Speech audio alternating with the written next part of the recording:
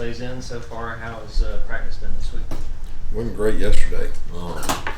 I hate it when you change routine, but we didn't do anything with the players. Players didn't have anything to do Sunday, and they didn't have school Monday. And I don't know, historically, the years I've been here, Monday's not great at Labor Day because they lay around all day Sunday, and then they lay around all day Monday because they don't have classes, and then they come over here and didn't have a great day. But today was much better. I think maybe it had something to do with the weather. It's a little cooler today, and there were good spirits. We had a good practice. Yeah, Coach, I think I saw 13 true freshmen made their debut on Saturday against Clemson. What does that say about your program, and does playing time get used against you on the recruiting trail? I don't know about playing time. I think we can disprove that with the guys that have started and played. It may get used, but it doesn't work very effectively because we have as many freshman All-Americans and as many freshmen play as anybody in the country. So I don't know how effective it is, but I don't know. I would be interested to see how 13 compared to other years. Obviously, the type of game you play in would dictate that. Meaning, last year we probably had more than 13 play because of the score and the differential. A couple years ago against Clemson, we probably didn't have many. I know one that did, but I don't know many more than that one. But every year is different. It's not about. It's about their development. I think so many freshmen across the country right now are so caught up in, am I going to play? Am I going to play this week? Am I going to travel? What am I doing? Did I make the right decision? Because all they got to think about is the alternative of where I can go. And if you just be where your feet are and get better, you'll come out on top in the end. Coach, kind of follow up on that. How much more are freshmen more ready to play now than maybe they were 5-10 years ago? Oh, they're not. They're not? I don't know. They're having to play out of necessity, having to play out of the fact that we got more transient rosters. I mean, they're not any more ready to play physically, mentally, that disposition. Not many freshmen are. Let me say this: in our league, playing in our league, SEC to SEC, if you're playing with a lot of freshmen, you're in trouble because they're not physically developed. That doesn't mean one can't do it, but you don't want to be out there playing with a lot of freshmen. Kirby, as you go back and watch the film from Saturday, what stood out to you about the way that Raylan played?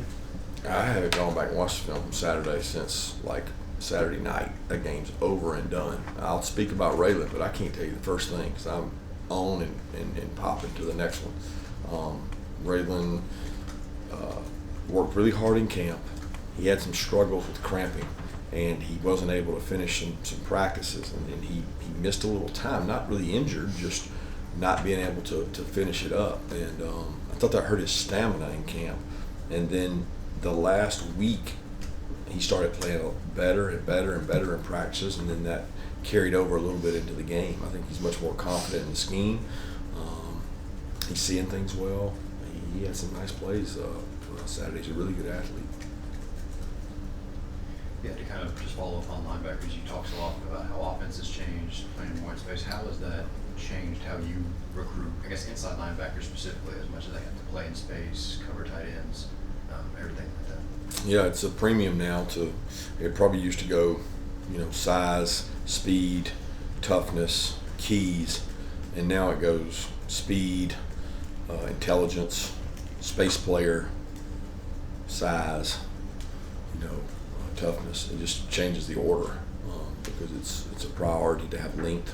It's a priority to be able to match up and play in space. And you got to be able to run, cover down. I mean, you're in conflict every play. You got this gap, but you also got to go play the bubble. You got to see counters, pulls, RPOs. It's absolutely insane how much you're having to defend now compared to 2012. Yeah, what does Dan Jackson bring to this program, and what does it say about his ability to have, whether it's Malachi, a veteran, or KJ, whoever's at that other safety spot, he's able to keep that sort of secondary at that same high standard? Dan's a product of toughness, the program. I mean, first of all, we're lucky to have Dan Jackson because we fell into him. We didn't do one thing to earn Dan being here. He came to us, and he has made himself into a really good football player. But he did that through hard work. He's proof that if you stick around, and you have toughness and you're smart, you're gonna play. I mean, we got millions of examples of kids that have come here, have showed toughness, stuck around, and played. Cash, Prather, I mean, all these guys have done it. And Georgia has a long history of great walk-ons, and he's one of those.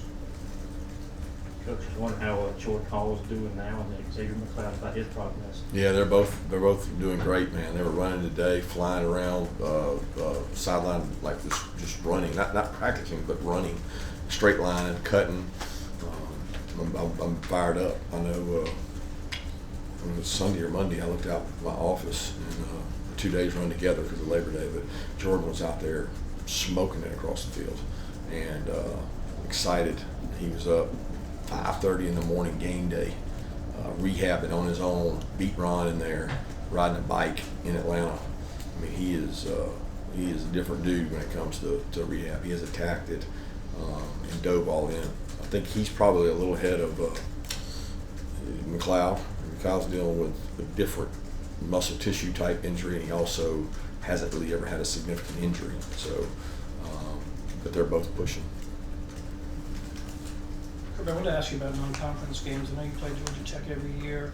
Wonder with like a Mercer or Georgia Southern or another in-state school, why they haven't been on Georgia schedules when you have Tennessee Tech, you have UMass? Not the slightest clue. Can't give you good input. I mean, the schedule I have now, as far as I know, I inherited it. If I didn't inherit it, and I'm lying to you, I don't know. I didn't go down the schedule and say, "Oh, let's go play Tennessee Tech over Georgia Southern or Mercer." I mean, I don't know. It's probably a better question for Josh Brooks. Kind of on that note, I talked to Bobby Waller today. He said he wasn't thrilled about coming down and playing Georgia in Sanford Stadium. Lost his quarterback this past weekend, and there's obviously those differences and everything. As you as the host coach, you've been outspoken about you want to help these programs out. You want to bring them in. How do you sort of balance that? You don't want to get anybody hurt. You don't want to embarrass anybody. Does he still want the check? He said he absolutely did. He said, but there's no other way really for them to do it than that, Well, that's my point. I mean, everybody can put me in a pigeonhole of, well, Kirby believes in these games. Kirby doesn't believe in these games. I believe in the sport of football. And if you told me that the sport of football is going to lose programs because they can't sustain without the financial help, then I want to support that. I also want the financial support of our fan base. And if you polled them, they'd rather play, Clemson, Notre Dame, every week play somebody. And I respect that too. I enjoy that. I coached in the NFL. I've been around those kind of leagues. I mean, I'm sensitive to both of those things. I just think that if we're going to lose football at a lower level because of financial reasons, I'd rather try to sustain those programs and keep them up. Which, by the way, the quarterback he brought in played really well too, and is a really good athlete. And I hate it for the other kid because obviously he was the starter. Yeah, Coach, you can feel free to swap me away here, but do you dare take time to look at Kentucky this week at all? Yeah, I don't have time. I don't. What I do is look at all the 3rd and 1 and 4th and 1 plays in our conference. All the explosive plays in our conference, and the tape was extremely long, considering there's 60 and 70 point games out there. But it's not looking at anybody specifically. It's just what's going on. I want to ask about a couple of transfers, Michael Jackson and Jake Pope. How are they coming along? Both working hard, both doing good, both part of our culture and our program, doing a really good job of pushing and fighting for playing time. Why were you looking at the short yardage plays? Some sort of trend, or is it just something you always do? It's something I always do. I think it's important to, if I got to make the decision whether we're going for it on 3rd and 1 and 4th and 1, I want to know what's going on. You mentioned the work that Paul and McLeod are getting this week. What are Janelle, Warren Brinson, and Michael able to do this week, and what specifically is it that Janelle is dealing with in terms of pull? Yeah, it's a soft tissue injury. Janelle practiced and did everything today. I wouldn't say he was 100%, but he practiced and did everything. Warren did some things, was out there, moved around pretty good. I would say that Janelle's ahead of Warren, but Warren's got a shot. Michael's out there, watching our guys doing rehab. being in all the walkthroughs and things, but he's not participating. Yeah, will Trevor Etienne play this weekend? Again, we don't talk about it. So it's not something that I share and talk about. Respectfully, respect your question. Yeah, seems like I always take the bullets on this, but on the going forward, the availability reports start Right. next week. So if a guy is suspended, you have to declare somebody's in or out, right, by Wednesday. Will you, at that point, 'cause I think this past week you might have told ESPN that I can Trevor tell was- ESPN anything. was I don't talk to suspended. ESPN, so don't put words in my mouth, Jim. I didn't say that. You said I might have Holly told you. McGrath said that you said. I haven't talked to anybody. Yeah, so I just wonder. I mean, Not you know, giving like if- anybody any more information than I give you. So I don't tell them anything. But about the, as I understand the availability report, when it was discussed, there was a debate about whether you had to put that on there. I think you're talking about a non-injury reason to not be playing, like a kid's got a death in the family and he's not going to be at the game because he's got to go to a funeral, or he's suspended. You have another category there that you have to report that they're not going to play. And there was a debate about that. I think it ended with you do have to put that, but there was disclosure to me and to several coaches in the SEC that were concerned about what the speculation will be. Because if you put them in that category, what are you immediately going to assume? Yeah, That they're what? Yeah. That they're suspended. Yeah. And I don't think that's fair, you know what I mean? Because Yeah. you could be an assumption that's wrong. But I think you do have to disclose that in there. I'm not 100% accurate on that. We haven't had to worry about it because we're not to Kentucky week. And like I said, Ron's going to handle the entire injury part of that because I don't want anything to do with the injury part of that. But following up on that, your impetus for not wanting to declare like it's a suspension or whatever, is it gamesmanship? Is it like you just don't No, want the it's not opponent to gamesmanship know, at all or- for me. It's a kid. It's a kid, his family. It's respecting. When recruits come in my room, they say, we respect the way you handle things because a kid takes enough drug through the mud, headlines, everybody puts it out there. And then nobody knows if it's wrong or it gets dropped or any of that. They never get to do that. I want to defend the kid. And to discuss it again and say it again, then it's another whole headline out there. So it's not gamesmanship in any way, shape, or form for me. It's just I don't want that for the kid. I don't want to have to go through that again. That's why I don't discuss it. Thank you. Coach, you emphasized that you try to instill toughness in your players early on.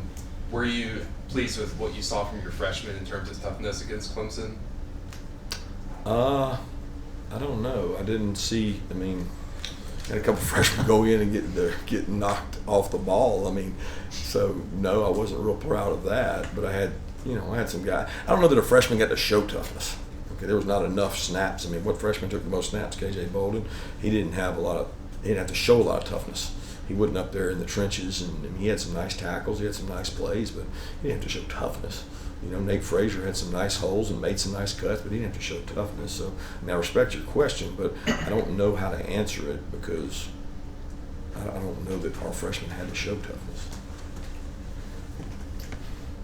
Monroe was in there pretty early on Saturday. Just where has he grown the most since he arrived last year? He's physically stronger, mentally in a better place, more confident in the system. I mean, we wouldn't put him in there and rotate him if we didn't have a lot of confidence in him. So he's going to continue to get better. Curious what you think of the 2-minute warning or 2-minute timeout, whatever they're calling it. I think it's an extra timeout. Like I've said repeatedly, I think it's going to get coaches more criticized. It's another thing that you can screw up, and you got to be really smart. I'm not talking about me now. I'm talking about you got to be really smart to not screw it up, based on the analytics and all the things. A lot of people just say, "Oh, I'm not worried about that. I'm just going to play with my gut." But when you read all the analytics into it, it's pretty deep. Because you have someone on staff that's sole job is to pay attention to the clock management or anything like that, or is that Yeah, all? we got 3 or 4 people on staff that do that, and I think it's really critical that you got people covering your back. Any more questions for Coach Smart? Thanks, guys. All right, thank you.